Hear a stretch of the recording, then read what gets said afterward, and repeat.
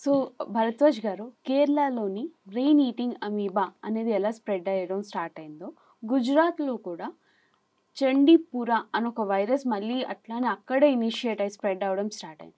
అసలు చండీపుర అంటే ఏంటి? ఆ నేమ్ ఎందుకు ఆ వైరస్‌కొచ్చింది? బేసిక్‌గా ఇది ఫస్ట్ ఇండియాలోనే ఐడెంటిఫై అయింది. ప్రపంచంలో ఎక్కడ ఐడెంటిఫై కాలేదు. ఓకే. ఇది 1965లో ఐడెంటిఫై అయిందనమాట. చండీపుర అనే ఒక విలేజ్‌లో గుజరాత్‌లో ఒక విలేజ్ ఉంది. ఓకే. ఆ విలేజ్‌లో దీన్ని ఫస్ట్ ఐడెంటిఫై చేశారు కాబట్టి దీనికి ఏమని పెట్టారంటే చండీపుర వెసిక్యులో వైరస్ అంటారనమాట. జీనస్ అండ్ స్పెసిఫిక్ నేమ్ అంటాం scientific name. Okay. So, Chandipura vesiculo virus అని ఆ ఏరియాలో దీన్ని ఐడెంటిఫై చేశారు కాబట్టి ఆ పేరొచ్చింది. సో, 1965లో ఇనిషియేట్ అయిందన్నారు కదా! సో, అప్పటి నుంచి ఇప్పటి వరకు ప్రొలాంగ్ అవుతూ ఉందా? లేదా మళ్ళీ ఇప్పుడే కొత్తగా మళ్ళీ స్టార్ట్ అయిందా? దీన్నేమంటామంటే స్పొరాడిక్ డిసీజ్ అంటామనమాట. ఓకే. సో, అక్కడక్కడ అప్పుడప్పుడు వస్తుందనమాట. ఓకే. ఇది 2003లో ఆంధ్రప్రదేశ్‌లో గూడా వచ్చింది. So, okay. 2004లో వేరే స్టేట్స్‌లో వచ్చింది. హ్మ్. 2005 రీసెంట్‌గా 13, 14లో గూడా వచ్చిందనమాట. హ్మ్. ఈ వైరస్ ఏంటంటే అక్కడక్కడ స్ప్రెడ్ అయింది. బట్ ఎవ్రీ ఇయర్ రావట్లేదు. కొన్ని ఇయర్స్ వస్తుంది, పోతుంది. సో, గుజరాత్‌లో వచ్చింది. తర్వాత పంజాబ్‌లో వచ్చింది. ఓకే. తర్వాత రాజస్థాన్‌లో వచ్చింది. రాజస్థాన్‌లో గూడా ఉంది ఇప్పుడు. సో, హుహుహు. లేటెస్ట్‌గా వచ్చిందేంటంటే గుజరాత్ నుంచి కొన్ని కేసెస్ వచ్చాయి. పంజాబ్ నుంచి కొన్ని కేసెస్ వచ్చాయి. రాజస్థాన్ నుంచి ఈ మంత్ అంటే హ్మ్. జులై 2024లో. So, okay. దీనికి ముందు ఆంధ్రప్రదేశ్‌లో చాలా సార్లొచ్చింది. ఒక 2, 3 సార్లొచ్చింది. హ్మ్. కేరళలో వచ్చింది. హ్మ్. సో, త్రూఔట్ ఇండియా స్ప్రెడ్ అయిందనమాట. ఓకే. కాపోతే చాలా తక్కువ కేసెస్ రికార్డ్ అవుతున్నాయి. So, deadly disease. So, Bharadwaj గారు, చండీపుర వైరస్ అనేది చాలా డేంజర్ అని మీరు అంటున్నారు కదా! సో, అది గనుక మనకి అటాక్ అయితే దాని కాజెస్ ఏంటి? దానికి ఎలా మనం క్యూర్ చేసుకోవాలి? సో, చండీపుర వైరస్ అనేది చాలా డెడ్లీ వైరస్ అండి. హ్మ్. ఎందుకంటే 50% of the cases hmm. Are going to die. హ్మ్.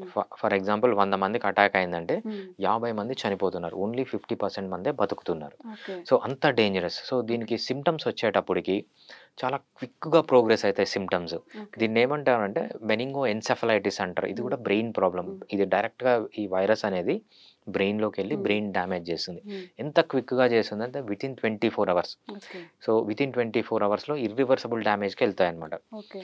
ఇనీషియల్‌గా ఎలా ఉంటుందంటే, సో, ఫ్లూ సింప్టమ్స్ మనకు కామన్ కోల్డొస్తే ఎలా ఉంటుంది? కొంచెం కోల్డ్ ఉంటుంది.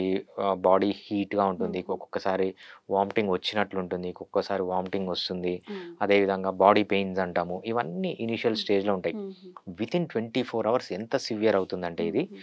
Illusions, delusions, hallucinations. Okay. Illusions అంటే ఏంటంటే లేనిది ఉన్నట్టుగా ఊహించుకోవడం. హుహు. బ్రెయిన్ ఆల్టర్డ్ హుహు. సెన్సోరియం వల్ల. హ్మ్. డెల్యూజన్స్ అంటే స్ట్రాంగ్ ఒపీనియన్స్ అన్నమాట. హ్మ్. ఇంట్లో ఎవ్వరు లేరు. కానీ వీళ్ళేమనుకుంటారు ఒక దయ్యం ఉంది. హ్మ్. లేకపోతే ఒక సింహం ఉంది అనుకుంటారు. అదేవిధంగా హాల్యూసినేషన్స్. హాల్యూసినేషన్స్ అంటే లేనిది ఉన్నట్టుగా. హ్మ్. సో, ఆ గోడ పైన ఏదో పాకుతుంది. దయ్యం వచ్చింది. సో, ఇటువంటి ఇల్యూజన్స్, డెల్యూజన్స్, హాల్యూసినేషన్స్ ఉంటాయి హ్మ్. వీళ్ళకు. తర్వాత ఎపిలెప్సీ అంటామనమాట. ఫిట్స్ రావడము. సో, హ్మ్. Altered sensorium. సో, చాలా అజిటేట్ అయిపోవడము. హుహు. ఇది సెకండ్ స్టేజ్. హ్మ్. ఈ సెకండ్ స్టేజ్‌లో ఇంకోటేంటంటే డయేరియా బాగా లూజ్ మోషన్స్ కావడము. ఓకే. ఇది వితిన్ 24 అవర్స్ ఈ డ్యామేజ్‌లోకెళ్తుంది. హ్మ్. నెక్స్ట్ స్టేజ్ ఏందంటే కోమా అండ్ డెత్. కోమా అంటే ఓకే. Complete unconscious death. ఈ వైరల్ సింప్టమ్స్ స్టార్ట్ అయిన 2 వీక్స్‌లో హ్మ్. చనిపోతున్నారు. ఎంతమంది ఓకే. చనిపోతున్నారంటే 50% ఆఫ్ ది కిడ్స్ చనిపోతున్నారు ఇది దీంట్లో. మోస్ట్‌లీ కిడ్స్‌లో ఫార్మ్ అవుతుందా? రైట్. కంపేర్ టు అడల్ట్స్ హుహు. కంపేర్ చేస్తే మోస్ట్‌లీ ఇది కిడ్స్‌నే అటాక్ చేస్తుందన్నమాట. హ్మ్. కిడ్స్‌లో గూడా మెయిన్‌గా గమనించిందేందంటే 9 మంత్స్ నుంచి 9 మంత్స్ బేబీస్ నుంచి okay. 14 years boys or girls వరకు హ్మ్. 14 ఇయర్స్ ఏజ్ వరకు హ్మ్. ఈ ఏజ్ గ్రూప్‌లోనే చాలా ఎక్కువొచ్చింది. So, okay. రీసెంట్‌గా మనకు రాజస్థాన్‌లో అదేవిధంగా ఓకే. గుజరాత్‌లో, హుహు. పంజాబ్‌లో వచ్చింది గూడా ఈ ఏజ్ గ్రూప్ వాళ్ళకే వచ్చిందన్నమాట ఇది. ఓకే. సో, ఇది దేనివల్ల వస్తుందసలు ఈ వైరస్? చండీపుర అని ఒక వైరస్ దేనివల్ల కాజ్ అవుతుంది? రైట్. ఎక్కడ ప్లేస్ వల్లా? లేదా ఫుడ్ వల్లా? దేనివల్ల? సో, దీన్ని చండీపుర వెస్క్యులో వైరస్ అంటారనమాట. హుహు. ఈ చండీపుర వెస్క్యులో వైరస్ అనేది ఒక వైరస్. సో, హ్మ్. ఇది కొన్ని హోస్ట్‌లో ఉంటుంది. So, okay. మనకు డెంగీ లాగా అదేవిధంగా డిఫరెంట్ డిఫరెంట్ ఆహా! పురుగుల నుంచి దీంట్లో మెయిన్‌గా ఏంటంటే సాండ్ ఫ్లై అంటామనమాట. హ్మ్. ఈ సాండ్ ఫ్లై అనేది ఎక్కడ ఎక్కువుంటుందంటే పల్లెటూర్లలో ఎక్కువుంటుంది. ఓకే. సో, ఎక్కడైతే ఈ మడ్‌తో ఇల్లు చేస్తారో సో, అవునవును. ఆహ్, మట్టితో ఇల్లు కట్టడము, అదేవిధంగా మన ఇండియాలో ఏంటంటే కామన్‌గా పేడ యూజ్ చేస్తారు. పేడ అవును. డిఫరెంట్ డిఫరెంట్ పర్పస్‌కి యూజ్ చేస్తారు. అవును. వంట చేయడానికి యూజ్ చేస్తారు. హుహు. ఫ్యూయల్ లాగా యూజ్ చేస్తారు. ఇల్లు అలకడానికి యూజ్ చేస్తారు. ఎప్పుడైతే ఈ పేడ ఇవన్నీ ఉంటాయో ఈ ఈ సాండ్ ఫ్లై అనేది ఈజీగా వాటి క్రెవెసెస్‌లో సో, ఓకే. ఎక్కడైతే దాంట్లో చిన్న హోల్స్ ఉంటాయో అక్కడ బ్రీడ్ అవుతుంటుందనమాట. ఓకే. సో, లార్వల్ స్టేజెస్ అన్నీ అక్కడ గ్రో అయితాయి. ఈ లార్వల్ స్టేజెస్ అన్నీ అక్కడ గ్రో అయ్యి సో, అవి శాండ్ ఫ్లై లాగా బయటకు వచ్చేటప్పుడు ఏమవుతుందంటే ఈ వైరస్ అవి క్యారీ చేస్తుంటాయి. ఎప్పుడైతే అవి మనుషుల్ని కుడతాయో, ఎస్పెషల్లీ చిన్న పిల్లల్ని కుడతాయో, ఓకే. సో అక్కడి నుంచి చిన్న పిల్లల్లోకి వైరస్ ఎంటర్ అయ్యి హ్మ్. ఈ వైరస్ లాగా తయారవుతుందనమాట. Okay. Not only sand fly, దోమలు గూడా. దోమల నుంచి అదేవిధంగా పిడుదులు అంటారు. టిక్స్ అండ్ మైట్స్ అంటారు గదా! ఈ ఆ! టిక్స్, మైట్స్‌లో గూడా నుంచి గూడా ఇది స్ప్రెడ్ అవుతుంది. ఇది ఓన్లీ రూరల్ కమ్యూనిటీలోనే ఎక్కువ చూసాం. ఎందుకంటే హ్మ్. వాళ్ళే మడ్ హౌసెస్‌లో అవును. ఉండేది. వాళ్ళే ఎక్కువ పేడకు దగ్గరలో ఉంటారు. హ్మ్. డ్రై పేడ వాళ్ళ ఇళ్ళల్లోనే అవును. ఉంటుంది అవును. కాబట్టి, సో అక్కడ మనం ఎక్కువ చూస్తాం ఇది. సో, దానివల్ల ఆ ఏరియాస్‌లోనే మనం ఈ డిసీజ్ అనేది చాలా స్ప్రెడ్ అవ్వడం చూస్తున్నాం. రైట్. యాహ్! సో, ఈ చండీపూర్ అనేది కాజ్ అయిన తర్వాత దాని ట్రీట్మెంట్ ఏమైనా ఉందా? రైట్. సో చండీపుర వైరస్‌కి స్పెసిఫిక్‌గా మనకు ఏ స్పెసిఫిక్ ప్రోటోకాల్ గాని, లేకపోతే అదే విధంగా ఏదన్నా ఆహ్, ఆహ్, స్పెసిఫిక్ వ్యాక్సిన్ గాని హ్మ్. లేదనమాట. ఓకే. So symptomatic treatment. ఇక్కడ అలోపతిక్ ట్రీట్మెంట్ అనేది చాలా ఇంపార్టెంట్. హ్మ్. అలోపతి ట్రీట్మెంట్ అంటే మనం కార్పొరేట్ హాస్పిటల్‌లో హ్మ్. ఇచ్చేది, లేకపోతే ఒక న్యూరాలజిస్ట్ ఇచ్చేది, హ్మ్. ఇంగ్లీష్ మెడిసిన్ అంటాం, వెస్టర్న్ మెడిసిన్ అంటాం. ఏవైతే మనం చెడుగా చెప్పుకుంటామో వాటి గురించి హ్మ్. పెయిన్ కిల్లర్స్ మంచిది కాదంటాము, హ్మ్. స్టెరాయిడ్స్ మంచిది హ్మ్. కాదంటాము, యాంటీబయాటిక్స్ మంచిది హ్మ్. కాదంటాము. సో ఎక్కడైతే ఎపిలెప్టిక్స్ మంచిది హ్మ్. కాదంటాము. ఎక్కడైతే చెడు అని చెప్పుకుంటున్నామో ఈ పర్టిక్యులర్ కండిషన్‌లో ఇవన్నీ చాలా ఇంపార్టెంట్ హ్మ్. అనమాట. వితిన్ 24 అవర్స్ సివియర్ సింప్టమ్ ఉండడం వల్ల హ్మ్. ఫీవర్ వచ్చిందనుకోండి, పారాసిటమాల్ ఇవ్వచ్చు, హ్మ్. యాంటీపైరెటిక్స్ ఇవ్వచ్చు. ఓకే. బ్రెయిన్ డ్యామేజ్‌ని తగ్గించడానికి స్టెరాయిడ్స్ ఇవ్వచ్చు. హ్మ్. స్టెరాయిడ్స్ చాలా ఇంపార్టెంట్ ఇక్కడ. అవును. పెయిన్ కిల్లర్స్ ఇవ్వచ్చు. ఎపిలెప్సీ వచ్చింది హ్మ్. కిడ్స్‌లో, హ్మ్. యాంటీ ఎపిలెప్టిక్స్ ఇవ్వచ్చు. ఇవన్నీ ఇక్కడ చాలా ఇంపార్టెంట్. ఓకే. దీంతో పాటు గుర్తుపెట్టుకోవాల్సింది ఏంటంటే హోమియోపతి. హ్మ్. హోమియోపతి చాలా ఇంపార్టెంట్ ఇక్కడ. ఇది హ్మ్. 2గా యూజ్ అవుతుంది. ఒకటి ప్రివెన్షన్‌కి, ఒకటి క్యూర్‌కి. ఓకే. ఫస్ట్ ప్రివెన్షన్‌కొచ్చినప్పుడు మనము పాతకాలంలో చూసుకున్నాం హోమియోపతి, జపనీస్ హ్మ్. ఎన్సెఫలైటిస్ అని అక్కడ ప్రివెంటివ్‌గా వాడారు హ్మ్. హోమియోపతిని. గవర్నమెంట్ ఆఫ్ ఇండియానే వాడింది. హ్మ్. అదే విధంగా హోమియోపతిని ఈ కేస్‌లో కూడా ప్రివెంటివ్‌గా వాడొచ్చు. హ్మ్.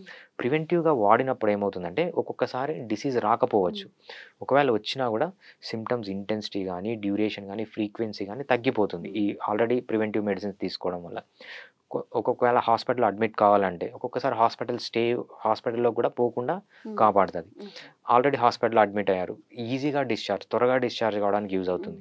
అదే విధంగా హోమియోపతి మెడిసిన్ లేదండి. దే విల్ గో ఇంటు డెత్‌ని ఓకే. కూడా ప్రివెంట్ చేస్తుంది homeopathy medicine. Okay. So, homeopathy చాలా important as a preventive. Okay.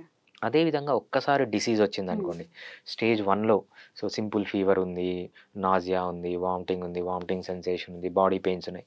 ఆ స్టేజ్‌లో కూడా హ్మ్. హోమియోపతి చాలా ఎక్సలెంట్‌గా పనిచేస్తుంది. హ్మ్. నెక్స్ట్ చాలా డేంజరస్ స్టేజ్, సెకండ్ స్టేజ్. హ్మ్. ఎక్కడ డెల్యూజన్స్, హాల్యూసినేషన్స్, హ్మ్. So, altered sensorium, so, fits రావడము, హ్మ్. లూజ్ మోషన్స్ కావడం. హ్మ్. హ్మ్. ఈ స్టేజ్‌లో కూడా హోమియోపతి చాలా ఎక్సలెంట్‌గా పనిచేస్తుంది.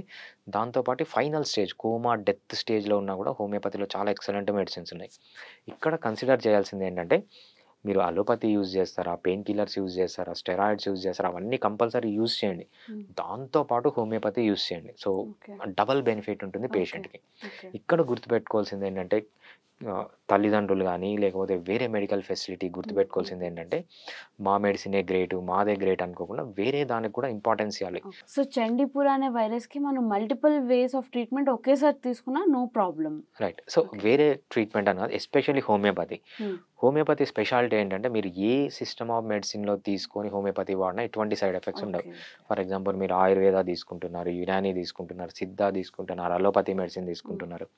దాంతో పాటు హోమియోపతి వాడొచ్చు. హుహు. హోమియోపతి ఎటువంటి సైడ్ ఎఫెక్ట్స్‌ని కాజ్ చేయదనమాట. అవును. సో, ఆ మెడిసిన్ పని అది చేస్తుంది. హోమియోపతి పని హోమియోపతి అవును. చేస్తుంది. సో, దీనికి దానికి క్లాష్ అయ్యి ప్రాబ్లమ్స్ పెరగడం అలా ఉండదనమాట. ఓకే. హోమియోపతి మెడిసిన్స్ వేరే ఏ మెడిసిన్స్‌తో పాటు వాడొచ్చు. సో, ఈ చండీపుర వైరస్ అనేది కూడా మనకు రీసెంట్‌గా వచ్చిన ఇండియాలో స్ప్రెడ్ అయిన కరోనా లాంటి వైరస్ లాగా లేదా పర్సన్ టు పర్సన్ ఇది స్ప్రెడ్ అయ్యే ఛాన్సెస్ లేవా? మెయిన్‌గా ఇది పర్సన్ టు పర్సన్ స్ప్రెడ్ అయ్యే ఛాన్సెస్ చాలా తక్కువండి. మనం ఓకే. అనుకున్నట్లు హ్మ్. ఆ శాండ్ ఫ్లై వల్లే వస్తుంది. హ్మ్. కాకపోతే దీంట్లో ఏంటంటే మన కరోనా పాండమిక్ లాగా ఒకరి నుంచి ఒకరికొచ్చి హ్మ్. అంత సివియర్‌గా కాదు. ఇండియాలో ఎప్పటినుంచో ఉంది. హ్మ్. 1965 నుంచి అక్కడక్కడ మనకు ఎవ్రీ ఇయర్ 10 కేసెస్, 20 కేసెస్ హ్మ్. ఎవ్రీ ఇయర్ కాదు. ఒక 3, 4 ఇయర్స్‌కి ఓకే. లేకపోతే 5, 6 ఇయర్స్‌కి ఒక హ్మ్. 10 కేసెస్, 15 కేసెస్ రికార్డ్ అవుతూనే ఉంది. ఇంతవరకు ఎప్పుడు అది మాస్ స్ప్రెడ్ అయినట్టు లేదు. ఓకే. ఎస్పెషల్లీ మన ప్రీమియం ఇన్స్టిట్యూట్స్ Mm. ఐసీఎంఆర్ అంటాం, Indian council for medical research. So వాళ్ళు ఆల్రెడీ అవేర్లో ఉన్నారు, బాగా రీసెర్చ్ చేస్తున్నారు, ప్రివెంటివ్ మెజర్స్ తీసుకుంటున్నారు. అదేవిధంగా national institute for virology, so Okay. వాళ్ళు కూడా చాలా రీసెర్చ్ చేస్తున్నారు దీనిపైన, వాళ్ళు కూడా ప్రివెంటివ్ స్టెప్స్ తీసుకుంటున్నారు. సో మనం అంతగా వరి కావాల్సిన అవసరం లేదు, కాకపోతే కొద్దిగా జాగ్రత్తగా ఉండాలి. ఈ సిమ్టమ్స్ కానీ ఉంటే వెంటనే పిల్లల్ని హయ్యర్ సెంటర్కి రెఫర్ చేసి అలోపతి మెడిసిన్స్తో పాటు హోమియోపతి మెడిసిన్ బోత్ ప్రివెంటివ్ ట్రీట్మెంట్గా కూడా యూజ్ చేస్తే అంత సివియర్గా ఎఫెక్ట్గా ఉండదన్నమాట. సో మనం ప్రీవియస్గా చాలా ఎన్సెఫలైటిస్లు కంట్రోల్ చేసాం, జపనీస్ ఎన్సెఫలైటిస్ హోమియోపతి బాగా కంట్రోల్ చేసింది. అదేవిధంగా దీంట్లో కూడా హోమియోపతి చాలా ఎక్సలెంట్గా పనిచేస్తుంది. సో చండీపురా లాంటి డేంజరస్ వైరస్ కూడా మనం చాలా మైనర్ ప్రివెన్షన్స్తో మనం క్యూర్ చేసుకోగలుగుతాం. Right. Okay, thank you so much doctor, చాలా బాగా ఇన్ఫర్మేషన్ ఇచ్చారు. Thank you so much. Thanks అండి.